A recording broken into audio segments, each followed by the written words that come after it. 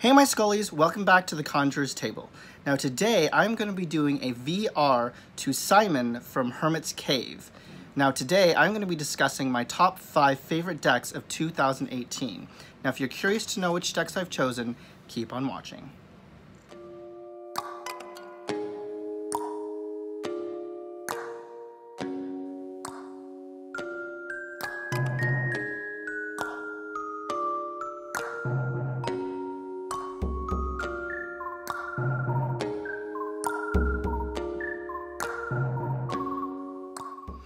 Okay guys, welcome back. So let's start off with my number 1 all-time favorite deck of 2018.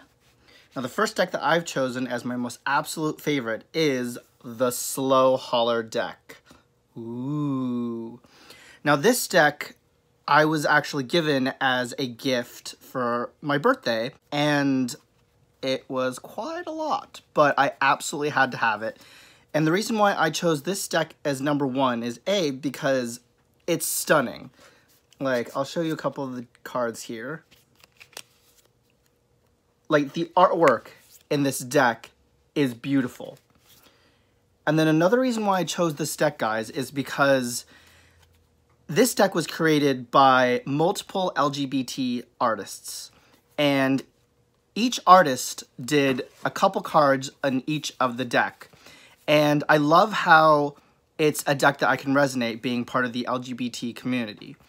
And also, I love this deck because even though multiple artists did different cards, I still love how all the cards are still in unison. Like, because you know how sometimes you get a deck and multiple artists will do the deck, but it's like they each do something different and the cards just don't seem like they all go together. Well, every single card in this deck goes together and it's absolutely stunning. And not only does it come with this deck, it also comes with this awesome tarot cloth. And it is just stunning, guys. Now, because I got my deck online and I didn't get it when it came out, I didn't get a box that came with it, so I actually had to put it in another box and keep it safe. But guys, that is my number 1 so far. So my second favorite deck of 2018 that I bought is the Mildred Payne Secret Pocket Oracle by Patrick Valenza of Deviant Moon. Now this is what the deck comes in, guys. It comes in this little velvet bag. And then when you open it up, you have this awesome little tiny pocket-sized deck. Now, this is actually an Oracle deck, you guys, but I still love it, absolutely 100% love it. Now, the reason why I love it is when you get the, well, actually, he doesn't do it now, but when you purchased the first edition, it came with some extra cards that had some backings to it. And it's awesome because the back of the deck, each piece is different, and then when you put it all together, it actually creates a puzzle. And then I give you a couple extra cards to form the puzzle. But the reason why I chose this deck, guys, and I'll actually show you a couple cards here. So that's number 68, the Shovel. And then we have, like, 38, the Bell. 16, the Storm. Number 26, the Poppet. And the reason why I chose this deck, guys, is because I'm a voodoo practitioner. And right away, I was absolutely drawn to this deck because it's kind of very voodoo-like. And it has that awesome voodoo feel. And on top of that, each card just has a simple image on it, but it's really easy to read intuitively with this. And that is the reason why I absolutely loved it. And he also has a Seance edition of this deck, which is inverted. So it's blue, and all the images are the same, but it kind of has more of an eerie feel to it, which I also have that deck, but I still love the original the most. So my third most favorite deck of 2018 that I've bought is the El Goliath. Like, I'll admit there are some cards where it's kind of weird because some cards, the border part is in black, some are black and white. I did have a slight issue with the wording at the bottom just because it was like there was this kind of Arabic font that I said kind of looked a little bit like Elvish writing. And then it had the name of the card and then a little description, but he kind of put all the meanings down at the bottom, and they were just so small that sometimes it's actually hard to read. But the reason why I chose this deck as my most third favorite is because of the card images themselves. And plus, I also love that the deck is in gold edging. I love anything gold edging, you guys. So I'm just going to show you a couple cards here. So for example, we have the Judgment card, and this represents Transcendence. The Two of Pentacles, the Juggling Snake. And here's the Three of Pentacles, the Three Wise Masters. High Priestess. Here's the Hierophant. I'm going to bring it in close, guys, because as you can tell, what I was talking about earlier is it has the Arabic font here that's not actual Arabic. It's written in English, but in a Arabic font. And you have the name of the card here, and then the meaning of the card.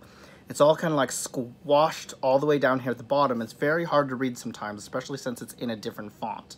But regardless, the reason why I chose it is because the artwork of this deck is absolutely beautiful. And I am so excited to read it. And yeah, even though this is a... Oh, and that's the back of the deck, guys.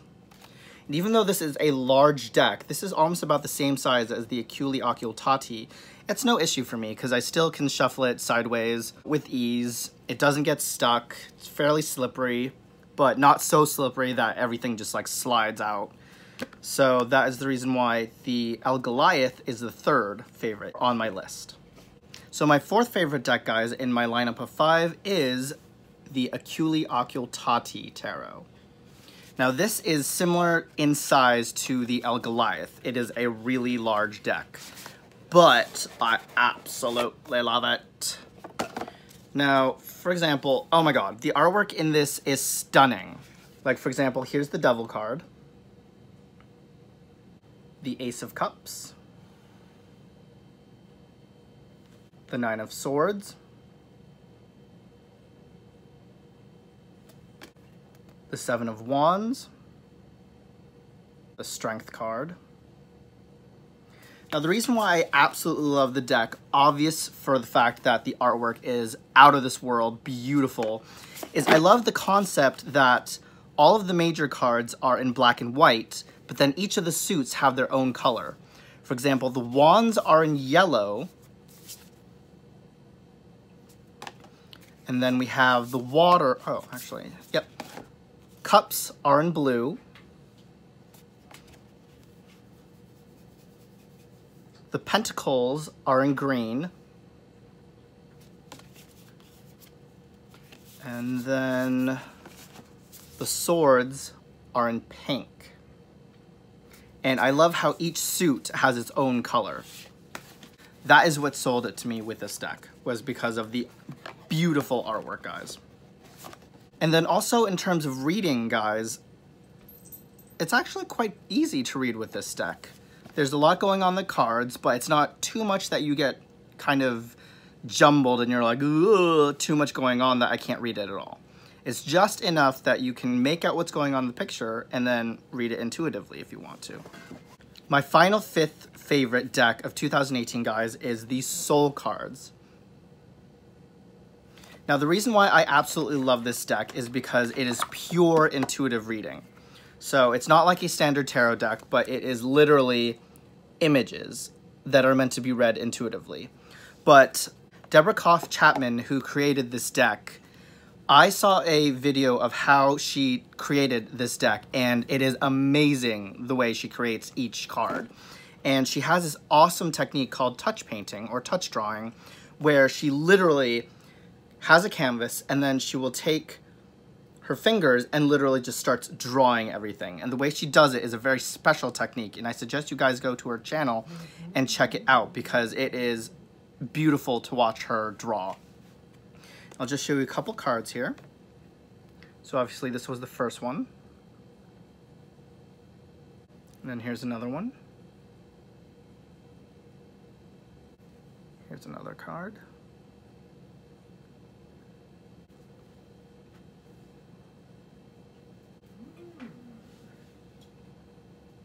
Now guys, it is very easy to read intuitively with this deck, and I've used it a few times and I've had absolutely no trouble reading with this deck, and I absolutely suggest you have this. And there's also Soul Cards 2 that is out. That is another deck that is also very fun to read with, and I've had good success reading with it. And there, guys, you have it, are my top 5 decks of 2018. Now, I know this is a very short, quick video, but I just wanted to quickly get it up and show you what my top favorite decks were of 2018.